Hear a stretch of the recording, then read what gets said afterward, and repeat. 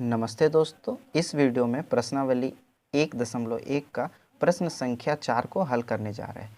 तो इस सवाल में क्या पूछा जा रहा है, तो सवाल नंबर 4 है, नीचे दिए गए कथन सत्य है या असत्य, यानी कि सही है कि गलत।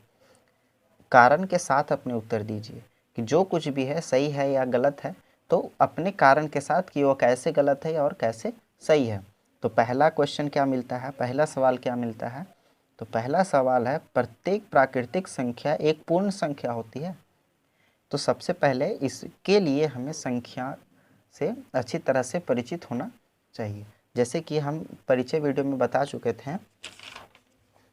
फिर से एक बार बता देते हैं। जैसे इसमें क्या बोल रहा है कि प्राकृतिक संख्या एक पूर्ण संख्या होती है। तो प्राकृतिक संख्या कितना से स्टार्ट होता है, तो 1, 2, 3, 4, 5 ऐसे कर करके स्टार्ट होता है। ये क्या है, तो प्राकृतिक संख्या है। अब यहाँ पे क्या बोल रहे हैं, तो प्राकृतिक संख्या एक पूर्ण संख्या होती है। और पूर्ण संख्या कहाँ से स्टार्ट होती है, तो 0, 1, 2, 3, 4, 5। ठीक है, तो इसी करके ये आगे बढ़ते जाता है। तो ये क्या बोल रहा है कि प्रत्येक प्राकृतिक संख्या यानी कि जो 1 से स्टार्ट हुआ है, ये सभी पूर्ण संख्या होती है। तो हाँ, वो कैसे, तो देखिए जो प्राकृतिक संख्या, इसी में ना 0 लगा दिए हैं, तो ये क्या हो गया, पूर्ण संख्या हो गया।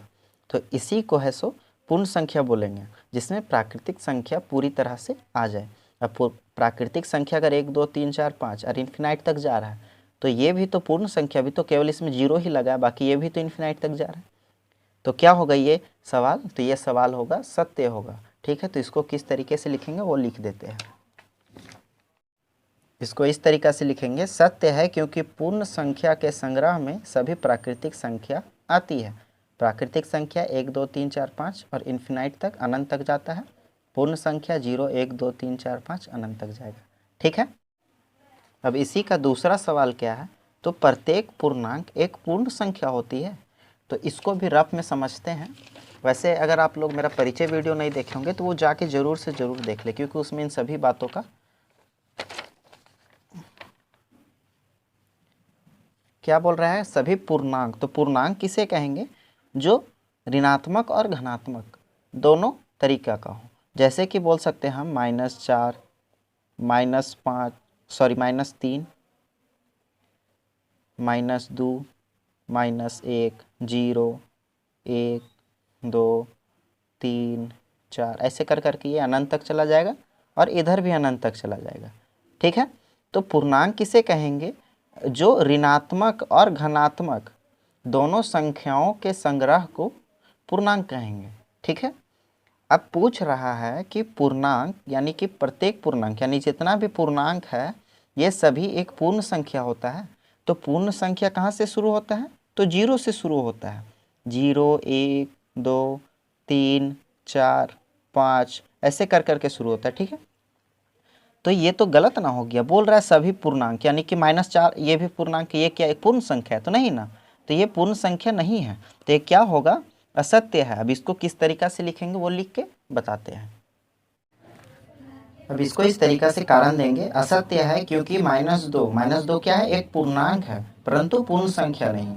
ठीक है, अब इसको इस तरीका से कारण देंगे, असत्य है क्योंकि -2 क्या है, एक पूर्णांक है परंतु पूर्ण संख्या नहीं। ठीक है, तो चौथा प्रश्न का तीसरा सवाल क्या है कि प्रत्येक परिमेय संख्या एक पूर्ण संख्या होती है। ठीक है, तो प्रत्येक परिमेय संख्या एक पूर्ण संख्या होती है। तो जहाँ तक हम लोग पढ़े हैं, आप लोग को परिचय वीडियो देखना चाहिए, देख लेना होगा उसको एक बार, तो अच्छे से समझ आ जाएगा। फिर भी हम यहाँ पे एक समझा देते हैं। तो परिमेय संख्या अगर 3/2 ये एक परिमेय संख्या है। ठीक है, क्या ये एक पूर्ण संख्या है, तो नहीं है। पूर्ण संख्या क्यों नहीं है, तो 0, 1, 2 ये पूर्ण संख्या यहाँ से स्टार्ट होता है। ठीक, और परिमेय संख्या 3/2 भी है। ठीक, तो क्या बोल रहा है, प्रत्येक परिमेय संख्या यानी कि ये एक पूर्ण संख्या है, तो नहीं है। तो ये क्या हो जाएगा, असत्य है। अब इसको लिखेंगे किस तरीका से वो देखते हैं। तो इसको इस तरीका से लिखेंगे, असत्य है क्योंकि 3/2 एक परिमेय संख्या है परंतु पूर्ण संख्या नहीं। ठीक है, तो जितने भी सवाल थे उनको कारण के साथ में उत्तर देना था, तो हमने कारण के साथ में उनका उत्तर दिया है। अगर वीडियो पसंद आ रहा हो तो वीडियो को लाइक, चैनल को सब्सक्राइब करना ना भूलें। तो ठीक है, मिलते हैं अगले वीडियो में, तब तक के लिए बाय बाय।